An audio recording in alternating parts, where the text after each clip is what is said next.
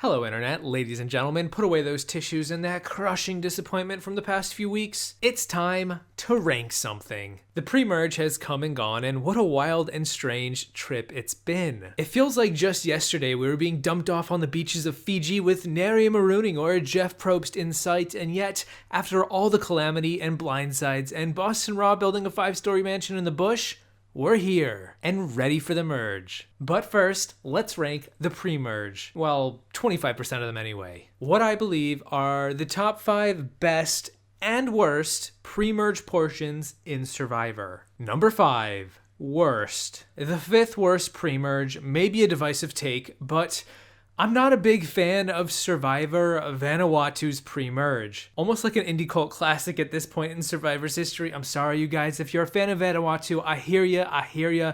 I have talked at length about the post-merge and how much I really enjoy it, how the season comes alive the moment that the women begin to dismantle the men. The story comes full circle with Chris, the last man standing, somehow outlasting an all-devouring female alliance of 6 against 1. Chris, how dare you assume that the women would gang up against you like that? How dare you reduce us to starting tribal lines, even though that was kind of the theme of the season from episode 1. Well, okay, if you put it that way. Vanuatu's pre-merge is the Amazon Redux, but not as good. The pre-merge players, the pretty boys, the hot ambers, they lose in a game of numbers, but you know, they weren't very good at the game in the first place, and I swear, I couldn't pick them apart in a lineup, even if my superfan status was on trial. Can someone tell me who Lisa is? Although I did find it amusing to see how Mia got voted out, or that Dolly rode the middle till the wheels fell off. In the end, my reaction to this pre-merge, sad to say, is about as on point as the women's tribe's reaction to being sat out of the premiere episode pole climbing challenge. A tale of two stories, Vanuatu has one of the best chain of post-merge episodes, but conversely, the pre-merge did not do it for me. As soon as he got that rock, it started raining like pouring pee out of a boot on a flat rock. It was definitely spooky, but I didn't care. We got the rock.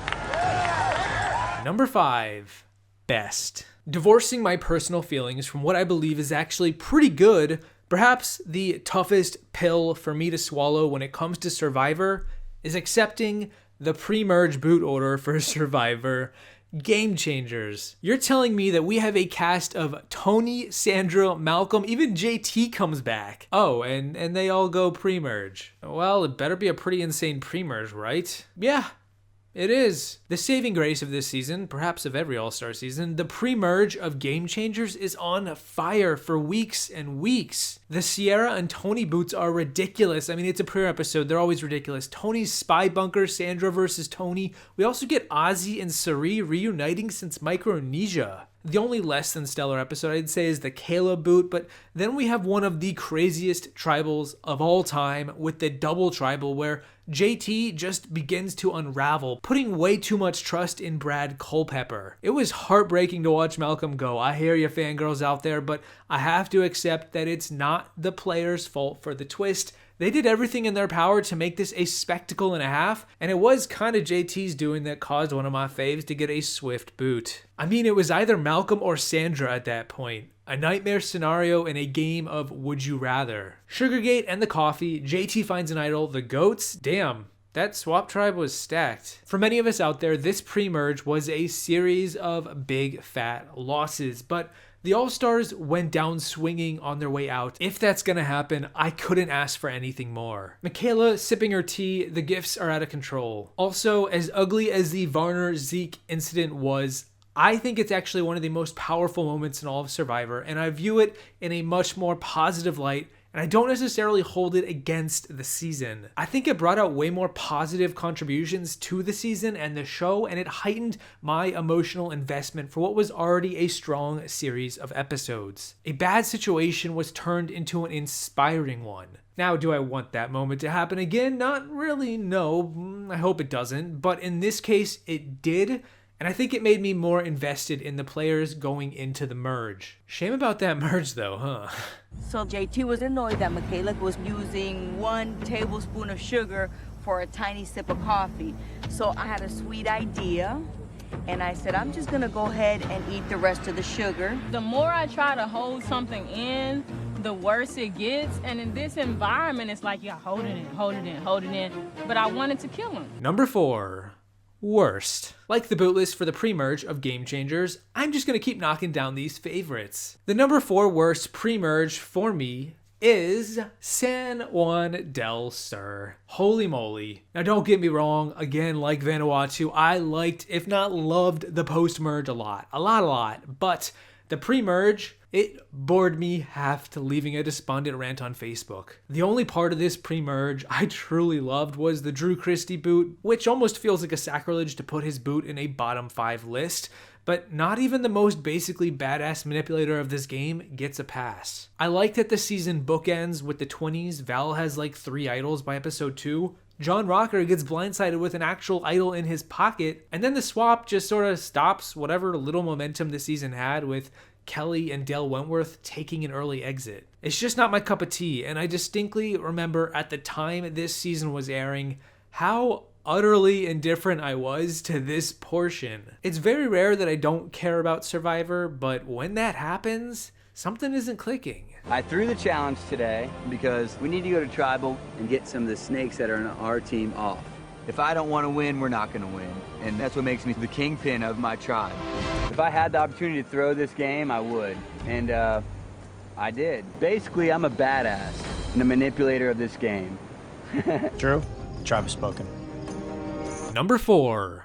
Best. Oh man, I almost want this one higher by default. 2 blindsides in the premiere, a 2-2-2 vote in episode 2, a cathartic send-off in episode 3, another blindside at the swap, a rage quit, and a partridge in an Apari tree. Number 4 is Survivor Season 28, Cagayan. I just summed up why I love this pre-merge in that one little jingle. The season opens with the Brains back-to-back losses, giving us the amusing and hilarious David and Garrett boots. Garrett gets blindsided after leaving his idol at camp and silencing everyone from strategizing. Looks like amidst all the silence, he forgot to tell himself to bring his idol to tribal council. The Bryce boot could have been better, but hey, if Purple Pants is going down, at least it's a 2-2-2 split vote. Jatia, the nuclear engineer, goes berserk.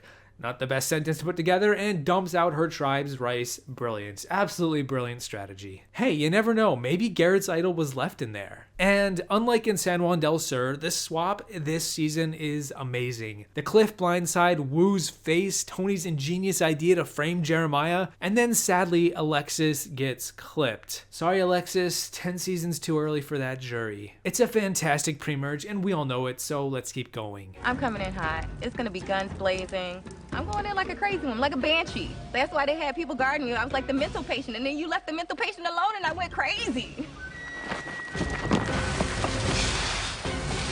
Number 3, worst. One word. Sorry, let me rephrase that. One world. World, not word. Yeah, it's Survivor One World. You know, the season of men versus women. Look, Survivor, it worked once in the Amazon, but it's old hat. Putting the entire cast onto one beach was a cool idea that I wouldn't mind seeing repeated. Maybe even just one whole tribe, why not? But this season's pre-merge was either kind of dull, kind of painful, or really painful and had me wishing my senses were dulled. The season starts with a medevac. Not an exciting start, but I never hold too much against premiere episodes. But episode 2, not happening with that Nina boot. We do get the rooster, Matt Quinlan, who makes an alliance of 4 in a tribe of 9. I guess that's pretty amusing. And then the men pull off a really, really dumb move by sending themselves to tribal council despite winning immunity. Okay, actually, I think that this moment is probably the best of the bunch, if only because it's so absurd and just never happens, but that's not a very high bar. Especially when the swap right after is atrocious. The tribes are super imbalanced, and we get the absurd harassment of Christina from Alicia and Colton, who then goes on to get medevaced in the final pre-merge episode with a very, very underwhelming departure. One of the most underwhelming departures in all of Survivor. This pre-merge begins with a medevac, ends with one, and that's about the most exciting thing I have to say about the entire season. You have 2 more days. You have 2 options. You have 3. You can enjoy your last 2 days. You can quit, or you can jump in that fire, whichever is more convenient for you. Number 3, best. You guys want a hot take? I never see this next one get brought up as a top tier pre-merge, and from a general consensus, I can see why. But I love it. I like this season a lot too. It's not for the gameplay, it's not for the epic blindsides or the big moves for the most part. It's for the hilarity of the odd duck cast of characters. It's Gabon, Earth's third place Eden. If you like strategy, yeah, I'll see you for number 2. But in the case of Gabon, I love the train wrecks of the Fong tribe juxtaposed with the composed and competent Coda tribe. Especially because these tribes chose themselves. Go figure. You have Rebel Michelle, the first boot, who flirts with Kenny, the Smash Bros player, and just hates her tribe. Jillian, who is one of the most iconic second boots ever with her elephant dung. Admittedly, episode 3 with Paloma going isn't so strong, but that's okay because Fong loses everything after this and we're right back on track. Or off the track. But yeah, it's another train wreck. The problem is that they're stupid. I really shouldn't blame them for being complete idiots, but they are. They don't know it, but they are. My new operation is called Operation Let Other People Crash and Burn. My best plan right now is just to keep my mouth shut, sit on my ass, and watch us self-destruct. The first swap is one of my favorite swaps in Survivor history with the ranking of the players on the podiums. It's a really cool assessment of where everyone stands after the first week in the game. Jackie's departure is so heartbreaking to watch. She gets lost in the fold, but I will always remember her pleas to stay. We get GC, not Game Changers, who basically quits, but he has such a ridiculous rise and fall as this lackadaisical failed leader who never really wanted it in the first place. Kelly, Probst, hated this woman and she was a bit of a doofus, but it was unintentionally hilarious, a gold mine. And then just like what's up my sleeve, Ace. How has Ace not returned? He gets backstabbed by his number 1 ally and future GOAT in Sugar as she holds onto the idol. Ooh, it's so juicy. Coda also fails to keep Dan and instead chooses to keep Susie. Huge mistake, as we then get one of the biggest blindside boots in Survivor history with Marcus, the guy who literally could not be voted out until the final 10 with all of the immunities that he had, which by the way was still shockingly in the pre-merge. This is a long pre-merge that sets up the season for the Misfit toys to take control in the post-merge, despite tripping over themselves for 7 straight episodes. It's such a unique season in my opinion, and it's not everyone's cup of tea, I get it, but I have really come to appreciate it over the years, and so it proudly, deservedly gets my number 3. Way out here, Charlie. What farther? Farther. Maddie, don't pull it back. Just set it forward and drop. Wait. Now take a little bit of your advice. Calm down. Go forward. Randy, we want to go home happy. Here we go. Hold it out here, Charlie. Yank it in. Fang, one big happy tribe, obviously. Fang with the win for reward! Number 2, worst. All right, I'm going to keep this one brief because honestly, I just don't have a lot to say with this one. It's the haves versus have-nots. David versus Goliath? No, it's the original Fijian season, season 14, Survivor Fiji. Whereas Gabon was a schoolyard pick'em for tribes, in Fiji's case, it was divided by Sylvia. When I spoke on Vanuatu and not being able to pinpoint the pre-merge boots very well, I think Fiji might just take the cake. All of the players are under-edited to oblivion. Basically no names such as Jessica, Erica, Liliana, Rita, Mary? The only player who wasn't recruited this season, Gary, also quits the game. This all takes place through 5 episodes. That's a lot of time out of the gate to get this season going. Now yes, we do have some shining stars in Yowman, Earl, and the great antagonists in the 4 Horsemen, and even Rocky, who I found obnoxious, but also kind of entertaining. But come the swap, the boot order is just as predictable. The haves versus have-nots twist is way too lopsided and it shows, and I'm not feeling this pre-merge in the slightest. Just slipped through their fingers. Moto.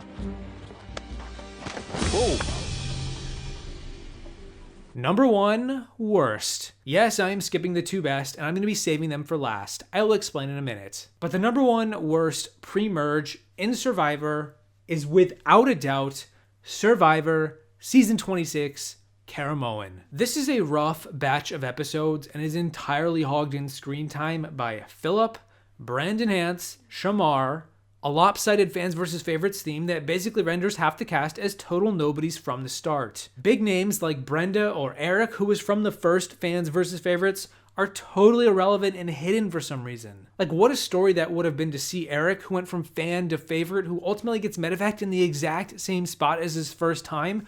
Nope, doesn't even exist. The only thing I like about this pre-merge is watching the story of Reynold and how he just never wins. I would love Reynold to come back because I thought his story was really, really fun. One of the only standouts of the bunch, he basically can't get anything going for him all pre-merge. And then, come the merge, this story just keeps going. It's kind of funny. But other than that, Shamar is a massive negative presence who gets medevaced because sand gets in his eye. What? Brandon blows up, as I spoke about in a recent video. It's ugly, and I just question whether he really should have been there at all. Philip is just never pleasant, in my opinion. The fans' tribe revolves around the pretty people versus the less desirables, and the storyline of the tribe just doesn't do anything for me. It has one of the slowest and most imbalanced swaps ever, just like One World. I comfortably have this season's pre-merge at the very bottom. And you know, my mind starts racing instantly. Has he done something around camp? Is he gonna betray Corinne tonight? What could it possibly be? I didn't want to win that challenge. It all makes sense.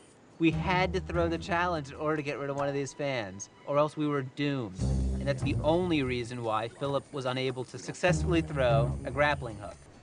I mean, it's complete crap. But let's talk about the number 2 and number 1 best pre-merges in Survivor. I'm at a crossroads with these two. One of them is much more of an emotional number 1 pick. The other is because it's so gripping and explosive and just damn fun. It's difficult for me to not put it as my number 1 pick. I'm gonna say my number 2 is Survivor Philippines, and my number 1 is Survivor Heroes versus Villains. I'm gonna be putting them in that order because I think Heroes versus Villains has a stronger run of amazing episodes with fun, memorable moments that really keeps the viewer entertained week in and week out. The only con that I can really think of is that I think the season gives Russell too much time and not enough to other players on that tribe, such as Tyson and Courtney, who are 2 of my favorites, go figure. I love dry, witty sarcasm. What do you know? But even then, at least Russell, who I do enjoy watching, really does deliver a colossal, epic showdown with Boston Rob. You have Sandra pulling a fast one on Russell right after with a flashy move by tricking him to get Coach out. You have that crazy tribal with Tyson where he votes himself out, or Randy who curses at the tribe on his way out. That's supposed to be one of the weaker episodes, yet I still think it's really fun. As well as all of the shenanigans on the Heroes tribe I haven't even mentioned yet. Banana etiquette. Tomorrow we make our apologies, tonight we make our move. The premiere episode is one of the greatest of all time. Just the intro with all 20 All-Stars on the mat, or the choppers flying in, it's so good. And so I gotta give it my number 1. And I can only hope any future All-Star seasons that may be listening right now can match that epic nature just as well. I'm the original villainess of Survivor, and I gotta tell you, I feel like Mother Teresa right now with these people. It's on.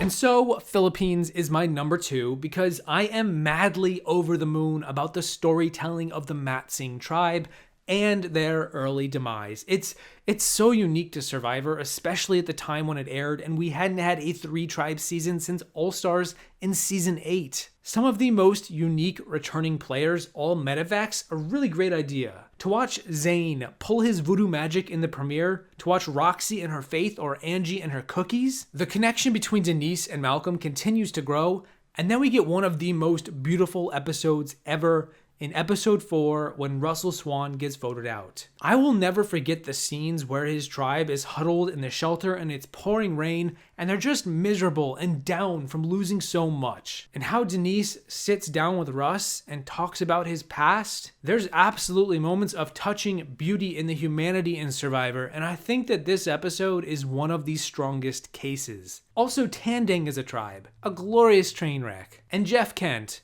Penner, freaking Carter Williams. And Dawson isn't so bad either. But yeah, the highlight for me is Matsing, so I give them a strong number 2, and on some days, even my number 1. I got jumped by 2 kids. I was probably about 8. I was walking home from school, and for a long time after that, I would go to school and I was scared. So, long story short, I catch one of them. Without even thinking, I just punched him right in his face. And he started crying. I don't condone violence, but it was something about just not being in fear.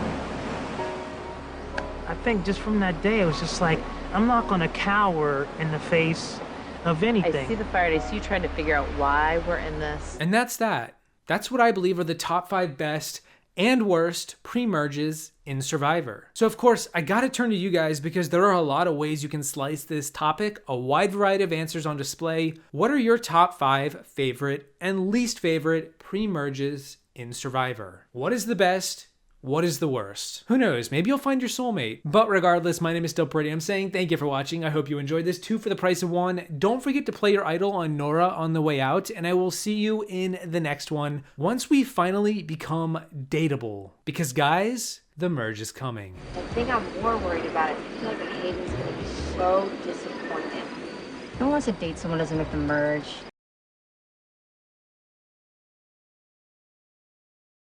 The shot that Maddie took, he would make 9 times out of 10. If everybody would have shut up and listened to what I was saying, I had a shot that would have made it 10 times out of 10.